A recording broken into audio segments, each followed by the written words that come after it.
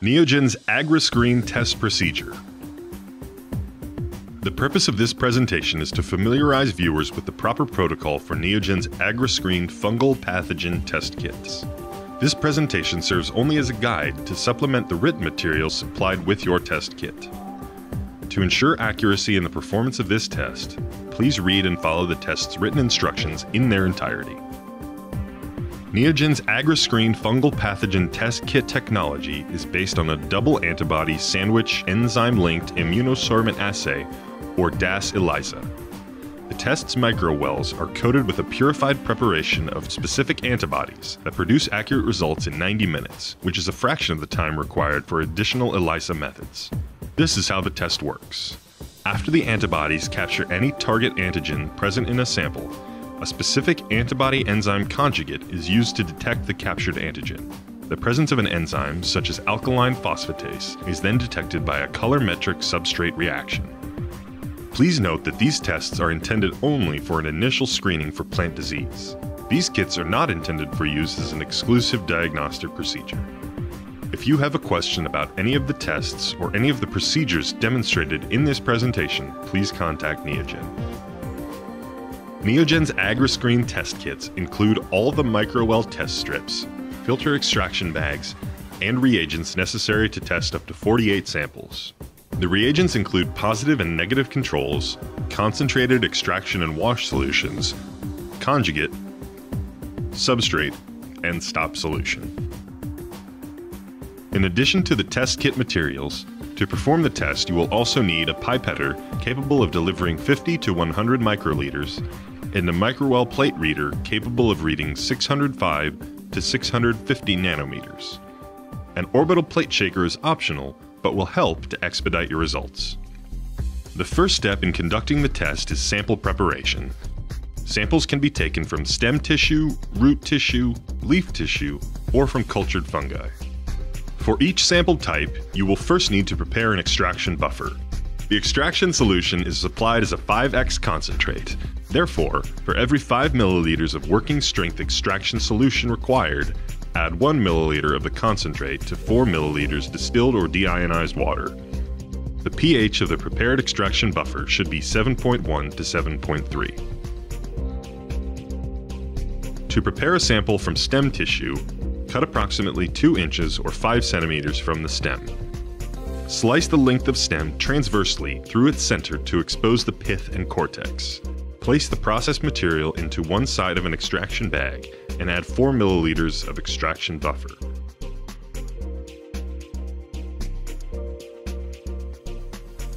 Use the bottom of a bottle or other blunt object to further crush the sample as much as possible.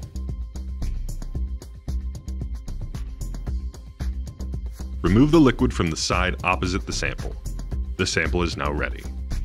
To prepare a sample from root tissue, wash roots gently to remove as much soil as possible, and blot the roots clean with paper towels.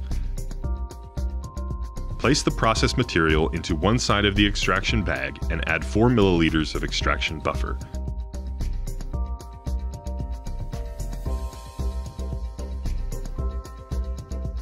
As previously described, use the bottom of a bottle or other blunt object to further crush the sample as much as possible and remove the liquid from the side opposite the sample. The sample is now ready. If you are preparing a sample from leaf tissue, select leaves to be used.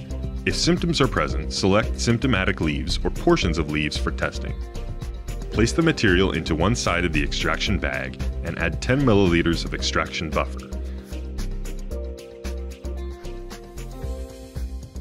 Use the bottom of a bottle or other blunt object to further crush the sample as much as possible and remove the liquid from the side opposite the sample.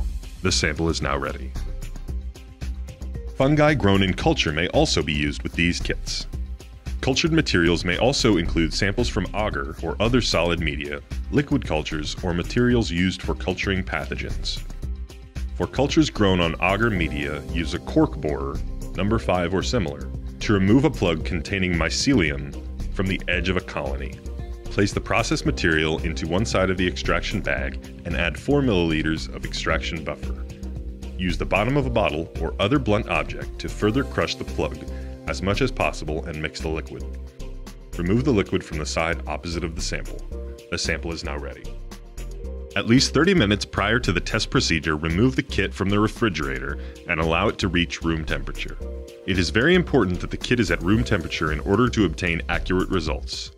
When not in use, store kit at 2 to 8 degrees Celsius. Agri-Screen test kits contain a pre-coated 96 well strip plate to allow few or many samples to be run at once, giving you flexibility and reducing wasted wells. Determine the number of strips you will need based on your sample number. Remember, always run each sample in duplicate to obtain the best results. It is also recommended to run a positive and negative control with each assay. Please note, 4 non-coated strips are provided and can be included in an assay to monitor for plant background effects. With a pencil, number the columns on the lower frosted edge of the strip. This preserves the identity of the strip should they become detached from the frame. The wash buffer is supplied as a 20x concentrate. Therefore, to prepare working strength wash buffer, add 1 milliliter of concentrate to 19 milliliters of distilled or deionized water. For each micro well strip, 50 milliliters of working strength buffer is required. To wash an entire strip, add 2.5 milliliters of concentrate to 47.5 milliliters of water.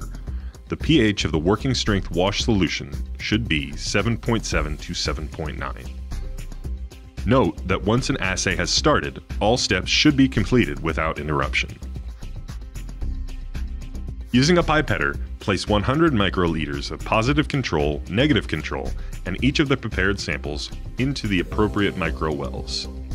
Use a separate disposable tip for each pipetting step to avoid cross-contamination.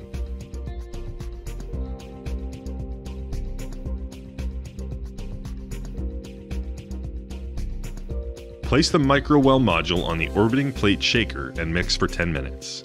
If a shaker is not available, incubate without shaking at room temperature for at least 30 minutes. At the end of the incubation period, the plate should be washed using the prepared wash buffer. To wash, completely remove the liquid from the wells and then refill with the wash solution until a small meniscus forms at the top of each well. Care should be taken to not overfill the wells. This entire wash procedure should be repeated a total of 3 times, ensuring that the wells are emptied completely between washes. On the last wash, the plate should be dried by tapping the plate upside down on several layers of absorbent tissue to remove residual droplets of wash solution. Using a pipetter, place 100 microliters of antibody peroxidase conjugate into each micro-well.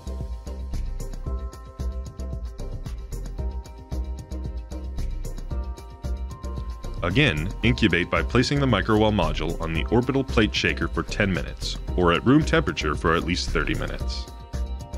At the end of the incubation, repeat the wash procedure previously described. A total of 4 washes should be carried out at this step.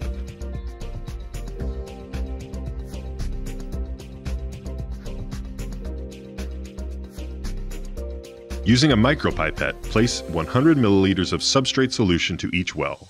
This solution is light sensitive. Only pour out what you need to use.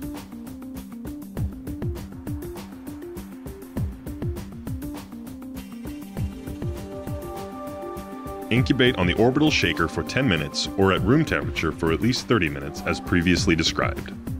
At the end of the incubation, add 100 microliters of stop solution. Mix the micro-well module for 10 seconds on an orbital plate shaker. If one is not available, then agitate the micro-wells by hand. Using a microplate reader fitted with a 605 to 650 nanometer filter, measure the absorbance readings in all wells. All readings should be completed within 90 minutes of adding the stop solution. Interpreting results. Infected materials and cultures will produce a definite visible color, indicating a positive reaction. Reaction wells exposed to non-infected material will remain colorless before the addition of stop solution and will turn pink or red after the addition of stop solution to indicate a negative reaction. If you have any questions concerning your results, please contact NeoGen.